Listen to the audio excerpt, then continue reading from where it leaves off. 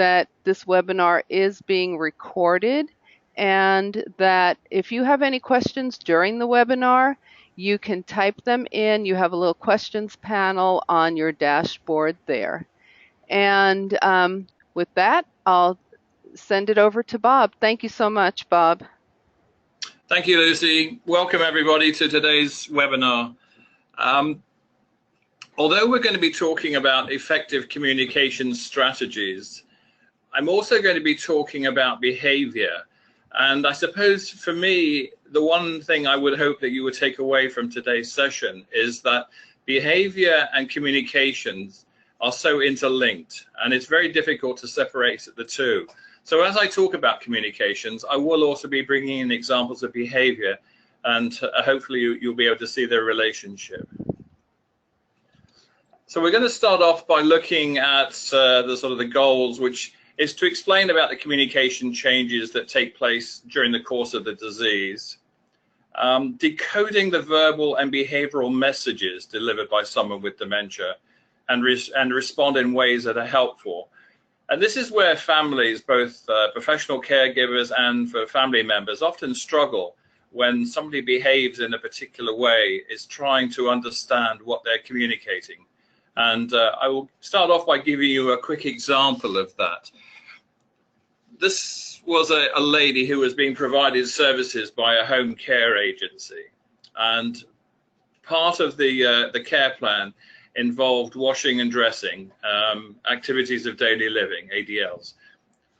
And as the caregiver was trying to get this lady, or assisting this lady, to get dressed, one of the requirements was for her to put on TED stockings. These are the white compression stockings. So as the woman was getting her dressed, the client kept reaching forward and pinching the aide. And the aide didn't understand what was actually going on here, because this particular client was actually non-verbal. And she thought she was just being abusive toward her. So she reported it to her supervisor, who went out on the next visit and said, within a few minutes, I realized exactly what was actually going on.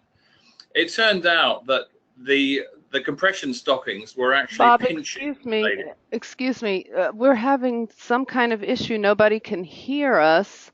I'm going to the caregiver specialist with the Fairfax Area Agency on Aging. For today's webinar, you are all going to be in listen-only mode, and any questions that you would like to ask our speaker, you can just type into your questions panel, which you have on your dashboard. We will go until 1 o'clock, and you can send in your questions at any time.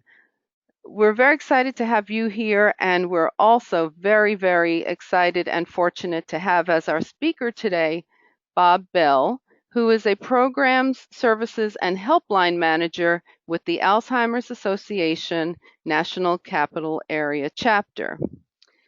Bob conducts educational programs for the community. He provides dementia training for professional caregivers. He organizes conferences and workshops. He trains support group facilitators, responds to helpline referrals. He conducts care consultations and performs outreach services to increase public awareness of Alzheimer's disease. Bob has over 20 years experience as a gerontologist. He has a bachelor's degree in social sciences and social work and a master's degree in gerontology. In addition, Bob is also a certified senior advisor, a certified dementia practitioner, and a subject matter expert and presenter on hoarding and the challenges this presents to elderly individuals, their families, and communities. So it's evident that Bob has a wealth of experience and knowledge to share with us. And with that, I'm excited to turn it over to Bob Bell. Thank you, Lucy. Welcome, everybody. Sorry about our slight technical hiccup, but we're ready to go now. Two things really to take away from today's session. Although we're going to talk about effective communication strategies, communication and behavior are interlinked, and it's almost impossible to separate the two. So whilst I'm going to be talking about communications, I will be drawing in examples of behavior for you to actually see how the two marry up.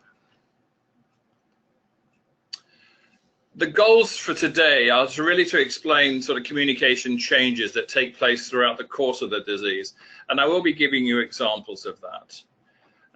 Decoding verbal and behavioral messages delivered by someone with dementia and respond in ways that are helpful. This is often a challenge for both professional caregivers and for family caregivers. When their loved one behaves in a particular way, and this is where the behavior comes in, the challenge is trying to work out what are they actually saying by that? What do they actually mean? And I'll give you an example to begin with.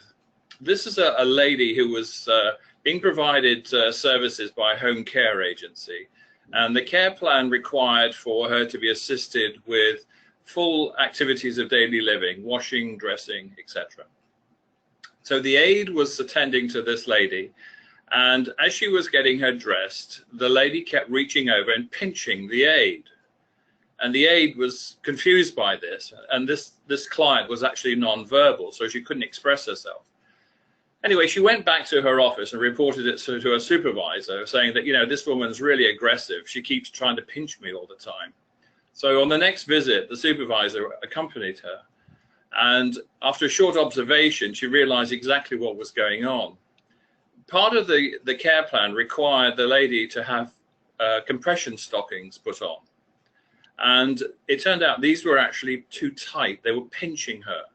So the lady was reaching forward, and she was basically pinching the aide and trying to tell her that through her behavior that these were actually hurting her. So there's just a simple example of how behavior and communication can be interlinked and also misinterpreted, because that's another key factor. We'll also look at some identify strategies to connect and communicate at each stage of the disease. But I think before I launch into that, I should say a little bit about dementia and Alzheimer's, because often when I do trainings, these are questions that invariably comes up from people. What is the difference between the two? So I'm just going to start off by talking about dementia. If you imagine an umbrella, and dementia is an overarching sort of umbrella term, and it refers to symptoms. So dementia itself is not a disease, it refers to symptoms, and these for dementia to be present normally involves a loss of memory or an impairment of memory, communication and language, ability to focus and pay attention, reasoning and judgment, and visual perception. And two of those need to be present. There are approximately, and I don't have the full number, about 80 to 100 different types of dementias. Alzheimer's disease is the most common form of dementia, accounting for about 75 to 80%. And then you have vascular dementia, often associated with a stroke, Lewy body dementia, mixed dementias. So that's, if you like, are the spokes hanging off the umbrella, and that sort of separates the two out. So what is communication? You know, I know you believe you understand what you think I said, but I'm not sure you realize what you heard is not what I meant. And it takes a few times to actually read that. So language can actually be quite confusing. But it's not just the spoken word. There are also non-verbal communications. I could have started off today's presentation by saying, okay, my name's Bob. I'm going to be here for the next hour giving you some information. I don't want any questions. Let's get this over with. And probably all of you out there would have thought, oh no, this is dreadful. Let's hope this is over quickly. But fortunately, I didn't come over like that, or I hope I didn't come over like that. So how we actually appear is very important. So our use of language, how we actually speak, and body language is equally important, as is the written word. And what you will find with communication in the written word is that you might have a loved one at home and you don't want them to leave the house. So you put a sign up that says, do not go out. And the person walks straight through the door. And you think, well, there's a sign there. Why did they go out? Well, because of the disease process, they might be able to see the sign, but they're not actually able to process and interpret the words and what they actually mean. So there are other ways that you can do that. And in fact, one of the most effective ways is the stop sign that you see beside of the road. Now, I'm not suggesting you go out and start collecting stop signs from the side of the road, but if you had a stop sign on the door, what you're drawing on there is the person's long-term memory, because bear in mind that a lot of people will probably been driving 60 years, 70 years, and they are just reacting to that sign. And that's a very effective way then of managing sort of behavior. So communication changes throughout the disease. We talk about 3 stages here: early stage, middle stage, and late stage. Now, the early stage, a person may actually still be working. It could be very mild, and they can convey thoughts and feelings through language. This is actually quite important, and what we stress when we're talking to families and caregivers is that this is a time to have the conversation with your loved one. So, for example, if we're out in public and I'm the person who's had the diagnosis and I'm struggling to find a word, do I want my partner to jump in and end the sentence for me or to give me the word? Or do I want to be allowed time to try and find that word myself? And it can be very frustrating, you know, when you've got that word on the tip of your tongue and then somebody gives it to you. So that's a conversation that you can have. And what you might decide is, okay, I will turn to you, I'll give you a nod, or I will say something that indicates, or I might just say, help me out. So you establish that beforehand, before it gets sort of too far along. May misinterpret what others say. That's understanding. And somebody may say something and you just don't process it in the way it was actually intended to be meant. As we sort of move along, and also in this early stage here, words might get substituted as well. Another example is this was a gentleman in an assisted living facility, and at lunch times in the dining room, he would suddenly start shouting out, "Red, red, I want red." And staff were confused. They didn't know, well, what's he going on about? So eventually they spoke to the family, and what they found out was that in his younger days, this man used to have an apple orchard and he used to grow red apples. Well, he'd basically forgotten the word apple, but he could remember red, and that was what he was associating. So he was sort of shouting out. So sometimes you have to be a bit of a detective and try and work out what the person might be trying to actually say from their behavior. Also, it may be situational. He didn't tend to say red when he was not in the dining room. So you might be able to sort of extrapolate a little bit and think, okay, he's actually talking about a food item here. But that's just sort of another example there. In the middle stages, sort of the moderate part of the disease, people's sentences become shorter. Language becomes more difficult. And the challenge is not to simplify words and sentences to the point that you might be talking to a young child, because this is still an adult that you're talking to or talking with. And although they may have difficulty in understanding, they still demand that respect from us. But what I wouldn't do is go into Mr. Jones' room in the morning and say, "Hello, Mr. Jones, it's Bob here. It's time to get you up and get you shaved, and then we're going to have breakfast, and I think there's an activity going on later on. So, okay, you ready for all that?" Well, I'd probably get this blank stare, and I've left him probably goodness knows how many words behind. Whereas if I came in and said, "Hello, Mr. Jones, it's Bob." Pause. Allow him time to take that in, to assimilate that information before moving on to the next thing. Let's get you shaved, and then we'll have breakfast. Again, a sort of a pause, give him time to take that on board. Otherwise, it just becomes so overwhelming. Relying more on tone of voice, facial expression, and body language. I used to use an example of a dog. And if you can imagine the most ugliest little dog you have ever seen, it's got no fur, it's got one ear up in the air, one down. It's just an absolute mess, and it's sort of sitting on a table. And I go up to this little dog and I say to it, "You are the most ugliest little dog in the world I've ever seen." And then I usually ask the audience, what will the dog do in response? And invariably people say, "It'll wag its tail," which is right, because the dog is not listening necessarily to my words, but is listening to how they've actually been delivered. Now, behaviors, and this is again where it can be very difficult for families and very frustrating, is when a person starts to repeat themselves, asking the same question over and over and over again. And that will start sort of the latter part of the early stage and then sort of into the middle stage. So for example, in the morning, person might have their breakfast, and then 10 minutes later, they might say, "When's breakfast?" You try to explain, "Well, you've actually had breakfast already." And then they might say, "Well, no, I haven't." And we'll come on to that one a little bit further on, though. But the repetition, "Have I told you this story?" Yes. "Have I told you this story?" Yes. After about the 10th time, "Yes, you've told me 10 times already."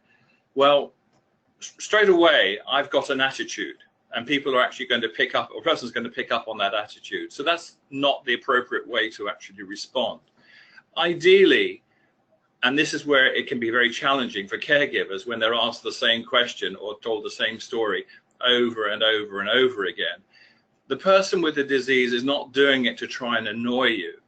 They're doing it because they've actually forgotten that they've already asked you that question or told you that story. So the only appropriate response is, "No, I haven't heard that story, tell me." Or, "Yes, I'd love to hear that."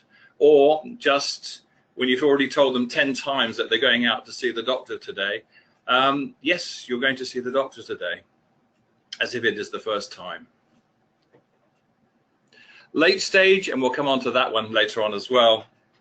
People may respond to familiar words, phrases, or songs. Music is very powerful, and we can talk about that. Also using body language again, and the 5 senses to actually connect. So these are all ways that we can actually communicate with somebody. So in the early stages then, ask directly how to help with communication. And that goes back a little bit to what I was saying. Have that conversation with your loved one. Ask them, how would you like to be addressed? How can I help you when we're out? Keeping sentences clear and straightforward, which I've talked about. Leave plenty of time for conversation. Now, you might find that if you're talking with somebody on a one-to-one basis and you keep your sentences short, that you may get a good response. If you suddenly find yourself then in a situation where the person with the disease and there's 2 or 3 other people, the person with the disease may start to interact less. They may appear to withdraw, become less conversational. And that's because they're actually having difficulty in following what is going on. The flow is too quick for them to actually take it in, to process it, and to respond. But including or trying to include the person in the conversation as best as possible is obviously good. Otherwise, you can fall into the trap of almost ignoring the person and thinking, well, there's no good involving them in the conversation. They don't understand what we're talking about anyway, which is not necessarily the case. Avoid making assumptions. Oh gosh, what a trap that is. We all make assumptions, and often they can be very false as well. Speaking directly to the person, in other words, if you're sitting with the person and somebody else, you wouldn't be asking the other person information about the person with the disease. And that happens all too often, and it happens in the medical arena, unfortunately. If you can, include the person in the conversation, do. If there's a caregiver there, they would usually indicate to you some way that they're not really telling you everything. And that's okay. You can perhaps follow up afterwards, but at least that way you're actually being respectful and you're actually acknowledging the person. Communicate in a way that is most comfortable for the person. And that could be in terms of your speech, maybe even language. If the person speaks another language and you're able to converse in that language, that's okay. A quick word about language is that if a person's first language is not English, it's not uncommon for them to revert back to actually speaking their native language. And this makes it very important in terms of knowing who the person is and behaviors and that as well. I'm going to give you an example actually as well. And this was in an assisted living facility. And there was a lady there whose first language was Polish. And she had reached the point, or suddenly, where she refused to actually have a shower. And staff were trying to encourage her, but she just flatly refused to have a shower. Now, fortunately, they knew something about this lady's history. And what they knew was that she was actually a concentration camp survivor from World War II. And this happened a couple of years ago when it was the 70th anniversary of the liberation of the concentration camps. And there was quite a lot of media coverage at the time. And one of the thoughts that was put forward, by staff was that she was actually associating the images that she was seeing of the concentration camp with the shower and associating the two. And that was why she actually refused to have a shower at that point. Now, she was actually sort of non-verbal and she couldn't actually express this, but here you've got an indication of behavior in that as well. Now, obviously, the question is, would you try and encourage her to have a shower? Absolutely not. You would encourage her to maintain cleanliness some other way. And then in the fullness of time, she may actually forget that episode and then actually go back to having a shower. So knowing who the person is so very important. They didn't suddenly arrive with dementia. They had a history, they had a life, a family, a career. So very important that other people know who that person is. In the middle stages then, so changes you may notice include increased difficulty finding the right words. That's going to happen. This is where people start to confuse words. They might start to use different words to mean different things. Easily losing train of thought. Now, how many of us have done that? You start a conversation and all of a sudden you get distracted and you lose it. It happens. Speaking less frequently, that's a good indication that the person is actually finding it harder to perhaps to remember and to actually engage. Inventing new words to describe familiar things. This can happen as well as the person forgets it.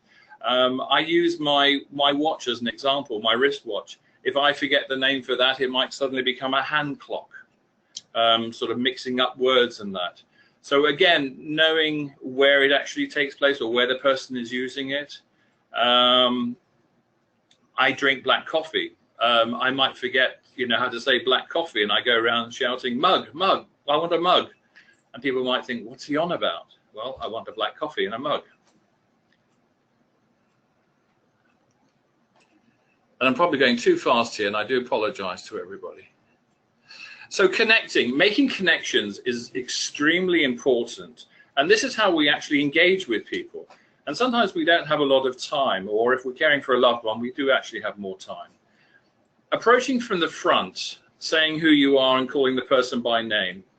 With the disease, a person's vision is impaired gradually to the point where their peripheral vision might only be sort of the shape of a basketball.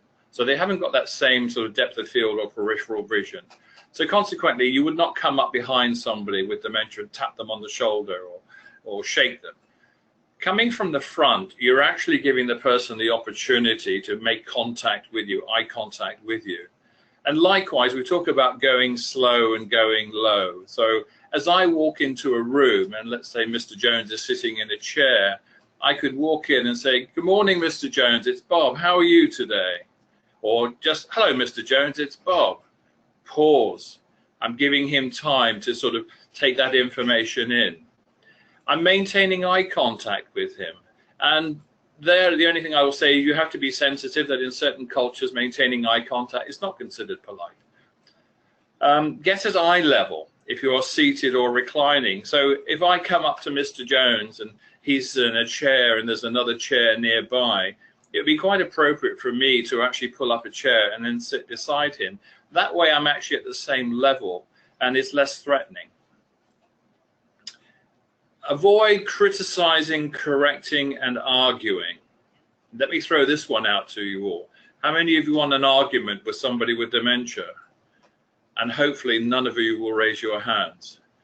Do not try and argue with somebody. There are no winners, there are only losers. You cannot argue. Avoid criticizing. Right, let's see, behavior, communication. Okay, imagine then that my wife gives me 6 bulbs to plant in the garden. She says, here you go, here's 6 bulbs. I want you to dig me 6 holes and put 1 bulb in each hole. So I go outside, I dig 1 hole, I throw all 6 bulbs in it, and I stand back and I look really happy and pleased with myself. She comes out, that's not what I wanted. I wanted 6 individual holes. Now look what you've done. How do you think I feel about that? Not very good. Whereas, and this is something like this can easily happen. A better approach would have been, Bob, that's great. Thank you for doing that. And then after I've gone back inside, she can dig the other 5 holes and take the other 5 bulbs out and reposition them. But that way I actually feel good about what I'm doing. So try to avoid criticizing and correcting somebody. Pay attention to your tone. Keeping your tone at a level, a constant level, is very important. And obviously taking your time. As I say there, you don't want to rush the person. Joining the person's reality. Let the person know you hear his or her concerns, whether expressed through words, behavior, or both. Right, this lady, this was a caregiver, and she was describing how she was having broken night's sleep because her husband was continually getting up and he was wandering around the house, and she could hear him talking to himself. And she said, you know, every time I could hear him, I was getting up and I was wondering what was actually going on. Now, we've got 2 things here. We've got communication and we've got behavior. One night, she said, I was listening to him and there was something different about his words. So I got up and I went into the other room, and she had actually previously explained that her husband was actually a retired Air Force officer. And she said, listening to him, there was something different about his words. And she said, I asked him, are you talking to your men? And he said, yes. And she said, would you like me to talk to them in the morning? And he said, yes. And with that, he got back into bed and he didn't get up again. What she'd done there was just connected with his reality. And it's not something you can teach a person. Sometimes people will just have that intuition to do it. But it worked. Another example, a lady's husband has had Parkinson's disease, and it had progressed to the point where he also had dementia related to the disease. And he was hallucinating, and he would see people in the bathroom, and he wouldn't go in there. He said, I can't go in there, there's people in there. So she said, okay, fine. So she went into the bathroom and said, right, come on, you lot, out, get out, out. And he said, thank you. And then he went in and used the bathroom. And then other times he would be sitting at the table eating dinner and would say to her, aren't you going to feed them? Pointing to the empty chairs around the table. And she said, it's okay, I'll get them later. She met his reality. And the outcome would have been very different if she had said to him in the first instance, there's nobody in the toilet, there's nobody in the bathroom, you're imagining it. There she starts to argue with him. And he would have probably been quite adamant that, yes, there are people in there, and I'm not going in there. Likewise, around the table. So as well as joining his reality, she's also validating what he's saying as well. And validation is so important because to the person, it is actually very real. Bob? Yes. Can I cut in for a moment here? Sure. You've really given us a lot of great information. I do have a question for you. And also a couple of comments about this, especially joining in the person's reality. Yeah. This is something that I personally face with other people who are dealing with my loved one, and especially when it comes, my mother continually asks when we're going to see her mother. And I'll usually respond, she's in Florida, which she is, but she's passed. And other people will say, your mother's dead, and they'll keep telling her that over and over again. And I know kind of 20 years ago there was this reality orientation thing, right, where you always tell the truth. Tell them the truth, tell them the truth. When did that shift happen from telling them the truth, and is it better to just say, tell me about your mother, or we'll see her one day, or how do you handle that? Good question. You've almost answered it yourself, actually. The reality theory, as you correctly said, and you often use the example, if you imagine that you've got an elderly woman, usually, I'm trying not to be sexist here, it could be an elderly man as well, but for this example, I'll talk about an elderly woman in a memory care unit who is standing by the secure door. And it's usually sort of 3 o'clock in the afternoon, 4 o'clock. We get that behavior called sundowning, very typical. And you ask her, okay, Florence, what are you doing? She says, oh, well, I've got to go home. Well, why? Well, I've got to get the kids from school, and I've got to get dinner for my husband. Right. The reality theory years ago would have been, well, Florence, your husband's dead, your kids are grown up, and this is where you live. So you can imagine the response to that sort of question, or that sort of answer. The woman would probably have a breakdown. She'd be anxious. She'd be stressed out. The caregiver's shift now has just really gone to pieces, because they're going to have to address this woman's concerns and these feelings. Then we talk about the therapeutic fiblet. And I think this one is useful, but it can come back to bite you. So this would be the same sort of scenario. And I say, oh, Florence, I forgot to tell you that the kids are staying behind for after school activities. And your husband phoned, he's going to be late home from work. That may work today to actually reduce her anxiety. But when I use those same lines tomorrow, she might turn around and say, you told me that yesterday, and I still didn't see my kids and my husband. So now we come on to more sort of the validation theory, which is what you mentioned there at the very end. And this has probably shifted in the last sort of few years. So when, I ask her, well, what are you doing? She says, well, I've got to get home, to see my kids. Tell me about your kids. How old are your kids? What do your kids like to do? So what I'm trying to do is distract her. And that is the key, is distract and redirect the person away from the door, but also from their line of thought as well. So in my case, it's always going to be easy. And I tell people this, that just tell me there's some cookies and a fresh pot of coffee, and I'll go with you. And you can try and use a strategy like that and say, I think they've just, put a fresh pot of coffee on, or they've got some music on down there, or let's go this, and then engage the person in conversation and then take them away. Now, in answer to your direct question about, where is mum or where is dad, I do get asked that by families, and often I'll say to them, you know the person better than anybody else. My mother-in-law is a good example. She has got advanced Alzheimer's, and she's in a facility. And not so much now, but a few years ago, she would sometimes ask where her husband is. We could tell her and say, oh, he died a few years ago. Oh, yeah, that's right. And she'd move straight on. For others, that doesn't work, because you mentioned that, and then they can go into that sort of emotional turmoil and start reminiscing, crying, and becoming very anxious. That's where the validation can come in as well, because you could redirect the person. Well, where's dad? What were some of your good memories about dad? So you're not denying them the feelings at all, but you're redirecting them.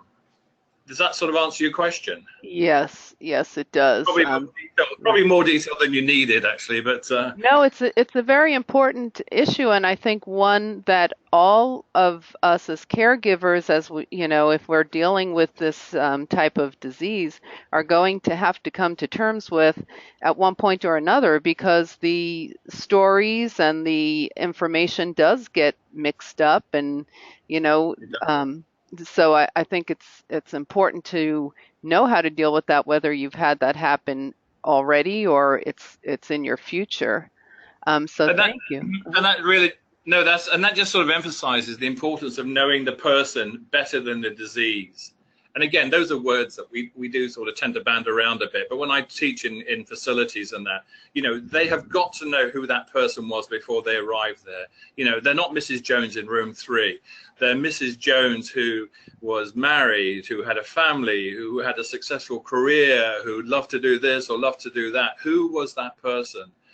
Because these are all clues then that can actually help you to interact with the person as well. So it's very important. And even sort of later on in the disease, as we'll see. And this next question kind of deals with the professional caregiver and their sort of not knowing the information that you're giving us today. My husband has mild dementia, but his surgery has him more confused. He hugged a Mm. nurse at the hospital, and now they think he's fresh. How can I make them understand he was confused, that they sat on his bed and got so close, so he hugged her? He thought she was family. Yeah. We actually have some very good little cards actually at the association that you can actually hold in the palm of your hand that says, this person has got memory impairment, so please be patient. But beyond that, staff should be aware that this person, has just had surgery. That can actually exacerbate dementia-like symptoms as well. So somewhere that should be charted. And that is actually one of the difficulties. Hospitals are not the best place for somebody with any form of dementia. So making the staff aware that this person has got this diagnosis is important. And that should pass then from one shift to another shift, that, okay, if Mr. So-and-so behaves in a particular way, it may be because of his dementia. Yeah, and I do remember in the early stages when I was asked to, give a list of diseases, symptoms, those kinds of things. I could not say the word dementia in front of my mother and tell people she has dementia. So, Yeah. Sometimes it's hard to get that point across to a professional caregiver or healthcare provider. Yes, it is. But there has to be change, though. But I like We your need. little card idea, hold in the palm of your hand. That way you They're don't have to great. say it. Families love them. Actually, we at our support groups we hand them out, and we have them in the office, and we can certainly mail them to people. When you're in a restaurant and you get a server who's a bit impatient, you can just very casually, palm it and show it to them, and okay, fine, and then it sort of helps them to understand.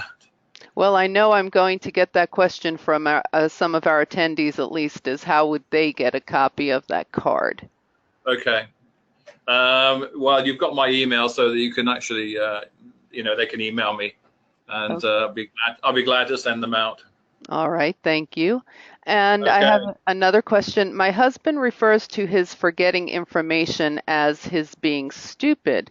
He's not feeling good about himself as a stupid person. How should I best respond? Um, okay. He probably is recognizing that there are some that there might be some cognitive issues there. But again, this is not something you would want to validate and say, yes, darling, you are stupid. You'd want to sort of spin it and put a more positive response to it, that, we all get a bit forgetful at times. And, there's a lot that we have to remember. So just because you didn't remember that, and then maybe give an example of something that you hadn't remembered. And if you haven't got something, then make something up. But reassuring him that everything is okay would actually help. Okay, thank you very much. And Okay. let's continue. All right, so communication in the middle stages, again, keeping it slow. And we've talked a little bit about that. So hopefully, you've got some idea there. Fill in words where it's acceptable, but allowing the person time to try and sort of find the words. Shorter sentences. Limiting distractions. Examples of that where this could affect sort of communication and the person's inability to speak. If there's too much going on around you, like, for example, in a dining room, there may be lighting, there may be food, well, obviously food on the table. There could be music or a television. There could be other conversations. Excuse me. That may actually cause distractions from the person. So trying to sort of minimize distractions can be important. Being patient, yes. In some cases, it can take up to 90 seconds for some person to actually, or for a person to actually process information. And usually when I tell people that, they're a little bit amazed by that. I mean, that's a minute and a half. And you can imagine, how bad we are with the pregnant pauses or the pregnant silences. So, I come up to Mr. Jones and say, right, Mr. Jones, would you like a ham sandwich or a cheese sandwich? And I'm waiting, and I'm waiting. And if you start to time it, and 1 minute 30 is a long time. So eventually I say, well, you can have a tuna fish as well if you like. Well, that's it. I've probably just lost him now. He will remember tuna fish, but the ham and cheese is gone completely. So you do have to be patient.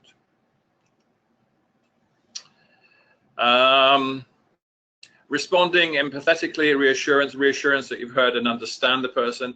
And we've talked a little bit about that in the question from Lucy. Validating and redirecting the person if necessary. Joining the person's reality, very important. Focus on feelings, not the facts. Now, the good example of that was the bulbs that I had to plant in the garden.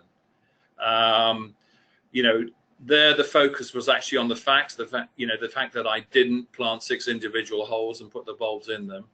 Instead, focus on the feelings, how good I actually felt in what I had actually done.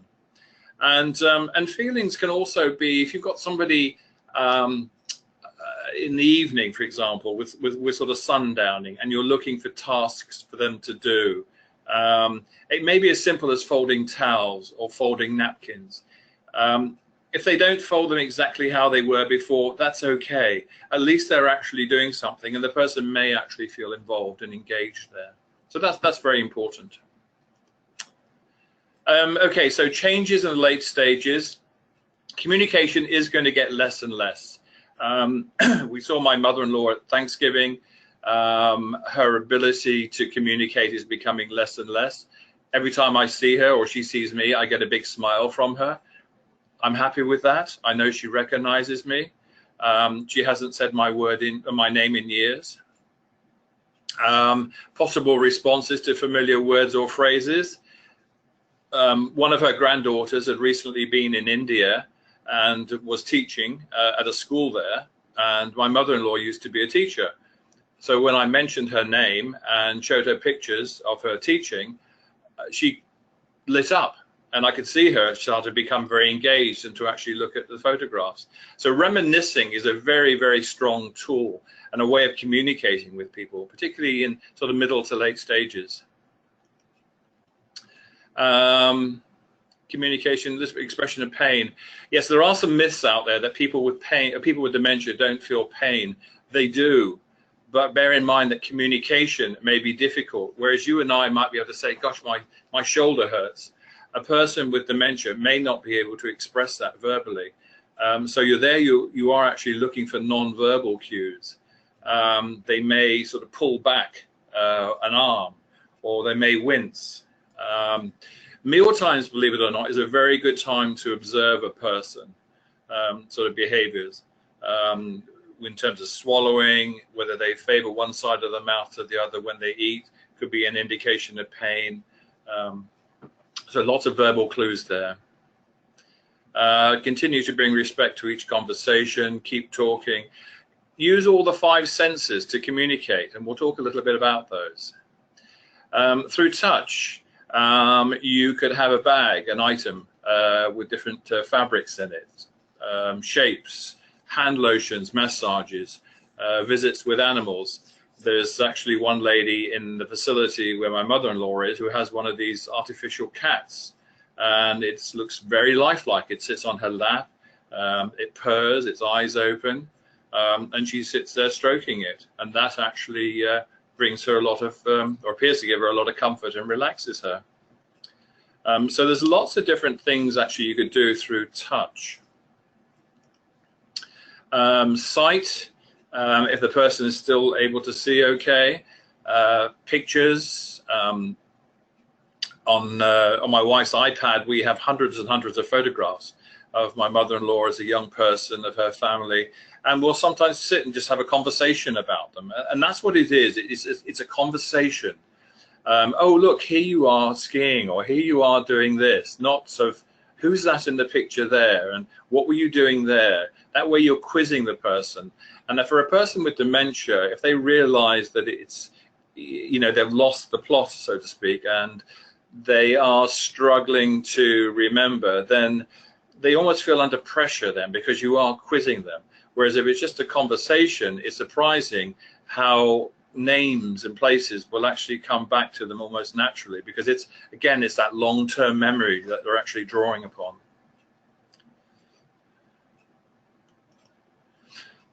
Sound, lots of studies out there, lots of examples now of music and the power of music.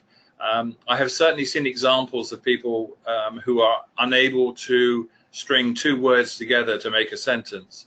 You play them a piece of music and they'll sing every part of the song.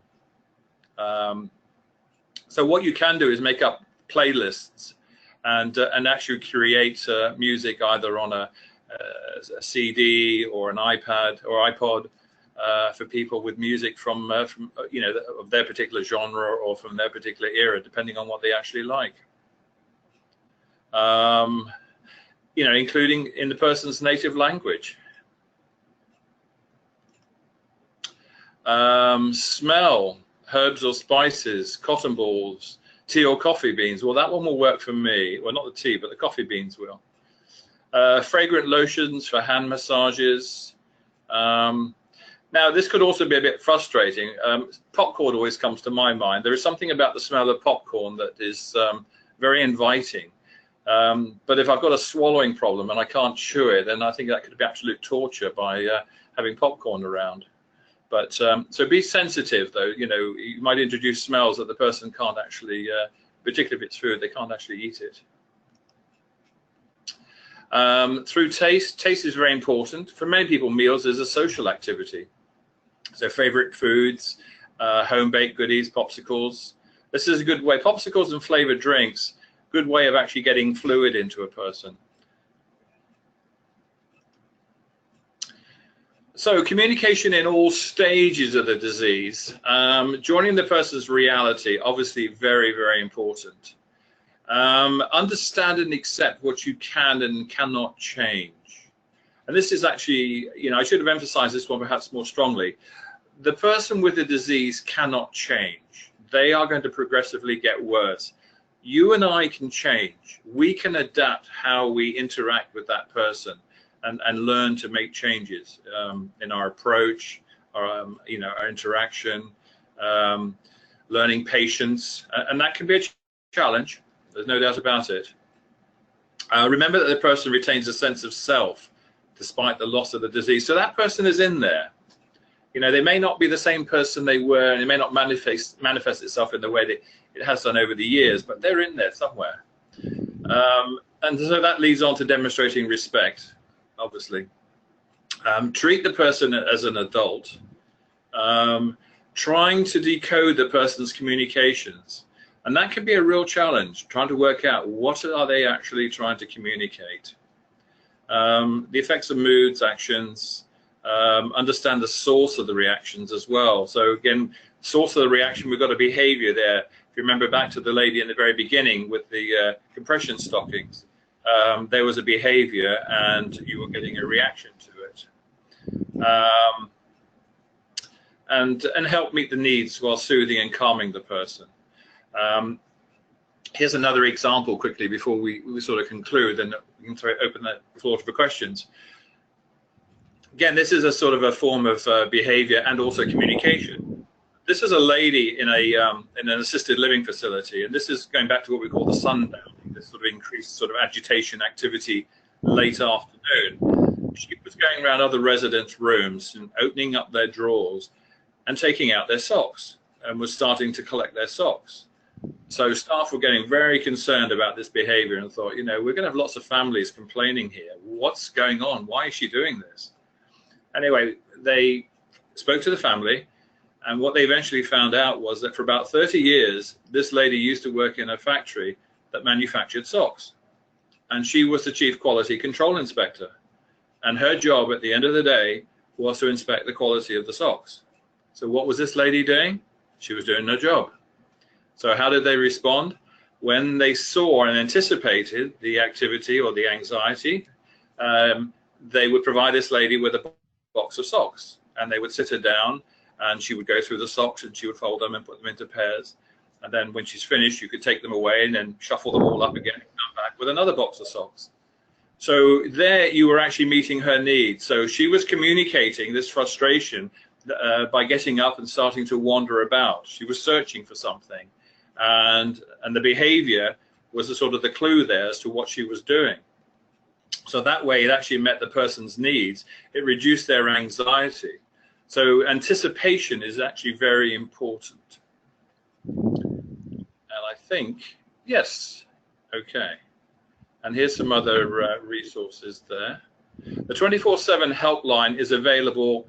I'll just say quickly about that, as it says there, 24/7. It's in Chicago. So if you have any questions, you can call them. And then what will happen is that we will actually get a referral from Chicago, and then I will follow up locally and contact people. So if it's a follow-up question from today, or if you're wanting to know more about resources and that locally, then that's how that would work. Okay, well, thank you all for your time. I hope this has been useful, and Yes. I think the floor is open for questions. Yes, and thank you so much.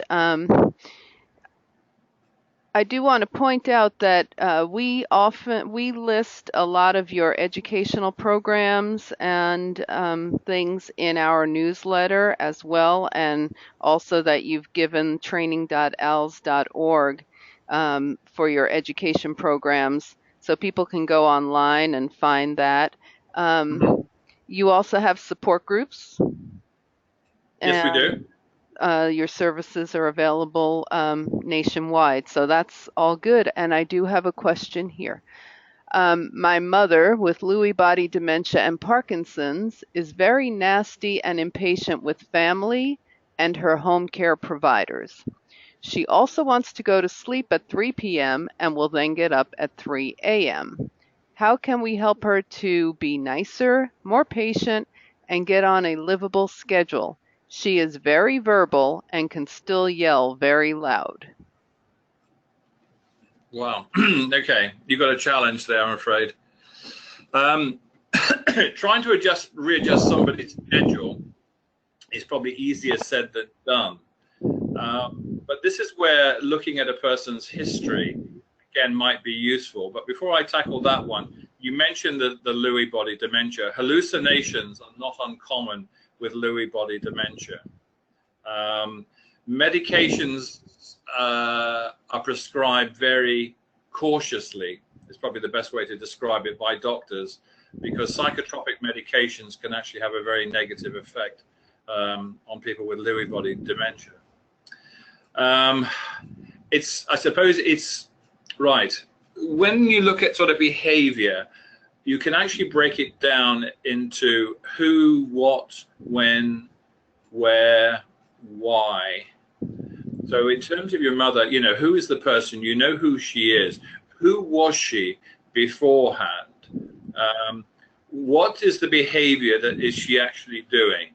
And what sometimes, and this can happen in a facility where they can actually have a behavioral log. So they can actually begin to document, okay, at this particular time, we're seeing this sort of behavior. What's going on at the time? Is it the time of day? Is it the activity that's taking place? Is it the caregiver? You know, the person that's with the person? Is that the trigger? So sometimes it's a case of actually trying to find out what are the causes of that behavior? And if you can try and identify the causes of the behavior, you may be able to intervene in some way to either redirect or otherwise. Now, if she's getting up at, or sort of going to bed at 3 and getting up at 3, her clock is obviously a little bit disrupted. That's why it's helpful to know who the person was. And just to give you a quick example there, this is in a nursing home. This lady in the evenings, when staff were trying to get her into her room, she'd go into her room, staff would leave, and then she'd be out of her room, and she'd be wandering around the unit. And staff kept redirecting her back to her room, and she'd go in there for a few minutes, and then she'd be out. Well, again, eventually, in speaking to the family, they found the woman was a retired nurse and had always worked the night shift. So she was going to work. So when they realized this, because up to this point she'd been labeled a nuisance, they gave her a clipboard, and she used to follow a member of staff around. And in the morning or late early morning, she'd go to bed, she'd sleep all day and get up and start her day. And that was okay. So knowing who the person is, and their pattern of activity, going back to your mother, and without obviously knowing a lot about her, is she bored? Is it a lack of stimulation? Does she need things to sort of occupy her time? So there's a lot of things that you could actually look at to see what is actually happening on a regular basis that might be the trigger to her behavior. Okay, thank you. That person had also mentioned Parkinson's. Would that have any bearing on it? Well, Parkinson's is more to do with the sort of the mobility. The two, physically she's going to be less able to do things because of the Parkinson's. I'm assuming anyway that is not untypical. Okay. So speech may be impaired there as well. All right. So that may be part of it. I can't be certain on that. All right, and then we have one more question, and this will be our final question because we're bumping up on 1 o'clock. In the mild stage, is it wise to try to involve the person in future planning for further debility when they are resistant to leaving home? Yes, it's useful to start that conversation in the early stage, and that's why I was saying, if the person is still able to be involved. Now, caution to sort of caregivers, you will get some family members who will say, promise me you'll never put me in a home. And, the adult son or daughter invariably says, yes, mum or dad, I will keep you at home as long as possible or whatever. The downside of that is that the caregiver, whoever ends up looking after the person, their own health could suffer as a result of that. And then you get the guilt come in later on when they have to make that decision of actually placing their parent. So it's better to try and have an open conversation about that. I hear what you're saying, Dad, or I hear what you're saying, Mum, but, okay, let's plan for all eventuality here. But if you can include the person, because that way they're feeling empowered, you're not disabling them. You're involving them in the process and in the sort of decision making.